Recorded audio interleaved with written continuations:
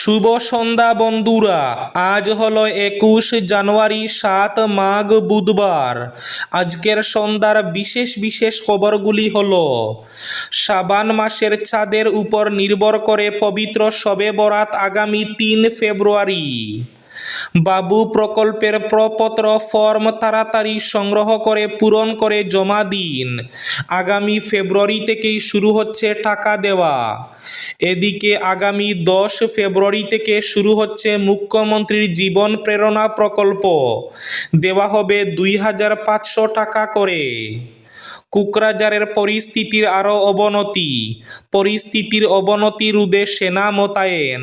পুরল বাড়িঘর, আতঙ্কে শিবিরে আশ্রয়। মার্কিন হামলার হুমকি।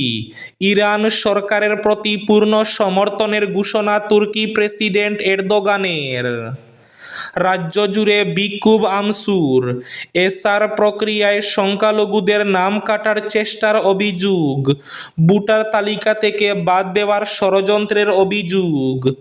বিএলওদের ভয় দেখিয়ে ভোটারদের নাম কর্তনে বাধ্য করা হচ্ছে। জেলা নির্বাচনী আধিকারিককে নালিশ কংগ্রেসের। শিলচর শিলকুড়িতে গৃহবধূর রহস্যজনক মৃত্যু। তদন্তের দাবি যাদব মহাসভার। অসমে হিটলারি শাসন চালাচ্ছেন মুখ্যমন্ত্রী হিমন্ত, অভিযোগ তির্কি বাগেলের। আবেদন জমা দেওয়ার সময়সীমা বেড়ে 28 জানুয়ারি পর্যন্ত। মনোনয়ন চেয়ে আবেদন পড়ল 750, জানালেন সাংসদ গৌরব গগৈ। এবং শেষ খবরটি, হাইলাকান্দির পেট্রোল পাম্পগুলিতে মিটার অনুযায়ী সঠিকভাবে পেট্রোল ডিজেল দেওয়া হচ্ছে কিনা তা নিরূপণ করতে নির্দেশ। ডিজিটাল পাল্লায়ও সঠিক মাপ নিরূপণে অভিযানের নির্দেশ।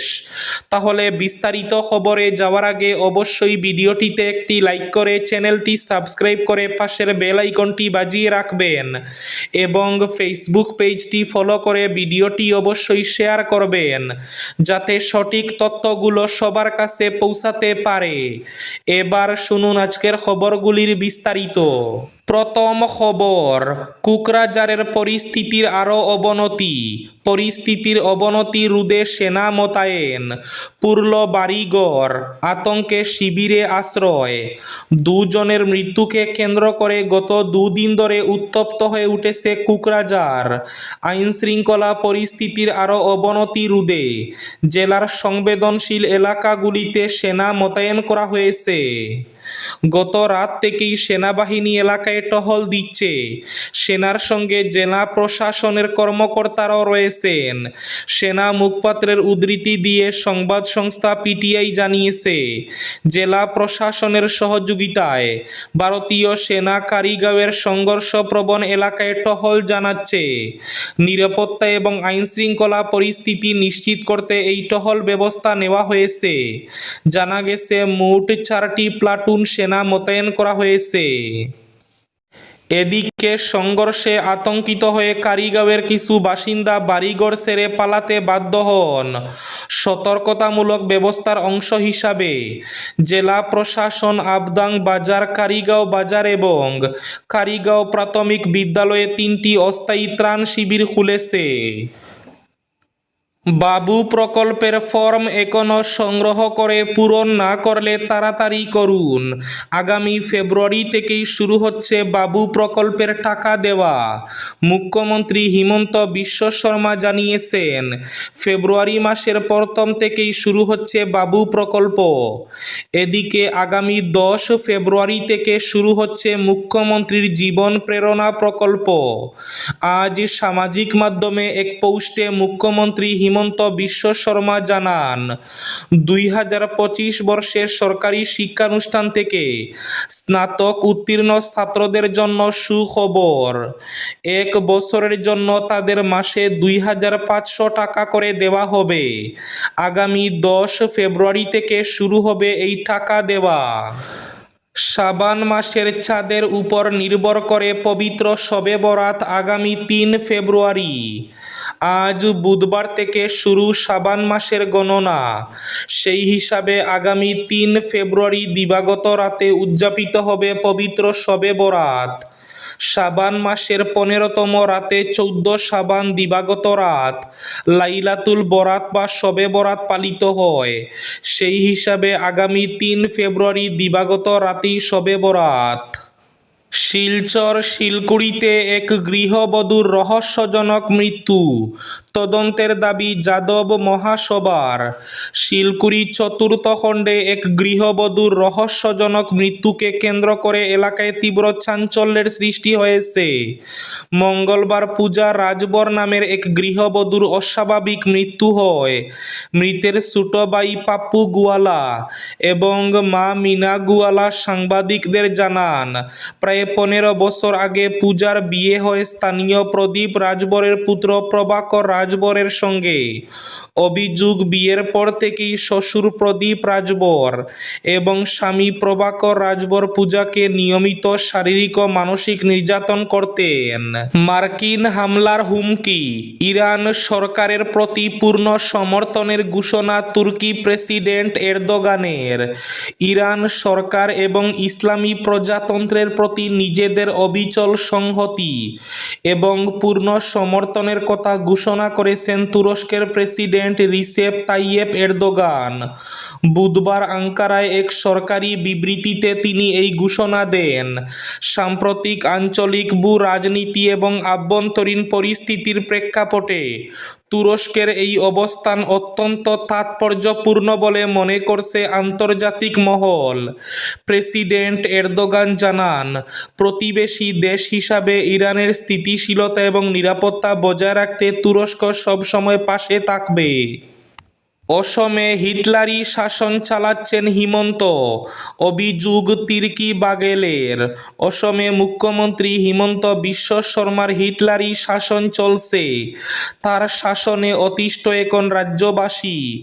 তাই এবারের নির্বাচনে বিজেপিকে বিদায় দিতে মনস্থির করেছেন জনগণ।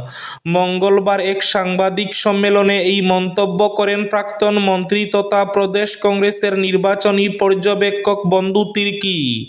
তিনি বলেন, কেন্দ্রে দুজন হিটলারি শাসন চালাচ্ছেন। একজন হলেন প্রধানমন্ত্রী নরেন্দ্র মোদী, আরেকজন কেন্দ্রীয় স্বরাষ্ট্রমন্ত্রী অমিত শাহ। ঠিক একই কায়দায় অসমেও মুখ্যমন্ত্রী হিমন্ত হিটলারি শাসন চালাচ্ছেন।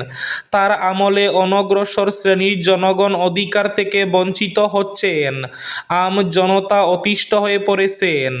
তাই এবারের জীবন মরণের নির্বাচনী যুদ্ধে বিজেপিকে উৎখাত করতে প্রস্তুত রাজ্যবাসী। রাজ্য জুড়ে বিক্ষোভ আমসুর। এসআর প্রক্রিয়ায় সংখ্যালঘুদের নাম কাটার চেষ্টার অভিযোগ, ভোটার তালিকা থেকে বাদ দেওয়ার ষড়যন্ত্রের অভিযোগ। বিএলওদের ভয় দেখিয়ে ভোটারদের নাম কর্তনে বাধ্য করা হচ্ছে। রাজ্যের প্রতিটি জেলায় শাসক দলের নেতাদের ইশারায় বেছে বেছে ভোটারদের নাম কর্তন করা হচ্ছে।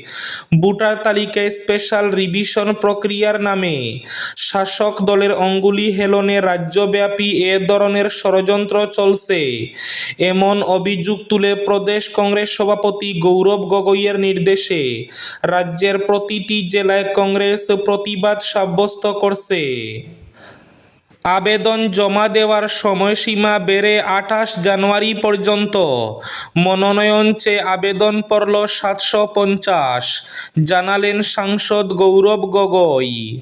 রাজীব ভবনে এই চিত্রটাই ছিল ভিন্ন মঙ্গলবারে। কদিন থেকে দলীয় মনোনয়ন চেয়ে আবেদনকারীর ভিড় তো লেগেই রয়েছে। সোনিয়া, গৌরব সহ বড় বড় নেতাদের নামে তো স্লোগানবাজি চলছেই। আর দেখা গেল ডাকডুল বাজিয়ে পারস্পরিক নৃত্য প্রদর্শন। রাজীব ভবনে রাজ্যের বিভিন্ন এলাকা থেকে প্রায় কয়েক হাজার কর্মী সমর্থক এসে জড়ো হন এবং নিজেদের পছন্দের নেতাদের পক্ষে পক্ষে দলীয় প্রার্থিত্ব দাবি করেন। দিন দিন দলের টিকিটের দাবিদারের সংখ্যা হুড় করে বাড়ছে, তাই প্রার্থী হওয়ার আগ্রহীদের বিরো দাবির বিষয়টি বিবেচনা করে অসম প্রদেশ কংগ্রেস কমিটি প্রার্থী হিসাবে আবেদন জমা দেওয়ার সময়সীমা 28 জানুয়ারি পর্যন্ত বাড়িয়েছে। এবার শেষ খবরটি, ডিজিটাল পাল্লায় সঠিক মাপ নিরূপণে অভিযানের নির্দেশ। হাইলাকান্দির পেট্রোল পাম্পগুলিতে মিটার অনুযায়ী সঠিকভাবে পেট্রোল ডিজেল দেওয়া হচ্ছে কিনা তা নিরূপণ করতে ওজন ও পরিমাপ বিভাগকে নির্দেশ দেওয়া হয়েছে। বুধবার হাইলাকান্দিতে অনুষ্ঠিত জেলা উন্নয়ন কমিটির এক বৈঠকে পৌরোহিত্য করে ডিডিসি নরসিং এবে এই নির্দেশ দেন। সবাই ডিজিটাল পাল্লা এবং দাঁড়িপাল্লার সঠিক মাপ নিরূপণে অভিযানের নির্দেশ দেওয়া হয়। সবাই জানানো হয় কাটলিছড়া রাঙ্গাপাকে নির্মীয়মান পলিটেকনিক ভবনের কাজ আগামী মাসে শেষে হবে। মোহনপুরের রনটিলায় 3.13 কোটি টাকা নির্মীয়মান ওয়ার মেমোরিয়াল সৌধের নির্মাণ কাজ অক্টোবর মাসের শেষ হবে। এই ছিল আজকের সন্ধ্যার বিশেষ খবরগুলি। ভিডিওটি অবশ্যই লাইক করে শেয়ার করে দেবেন।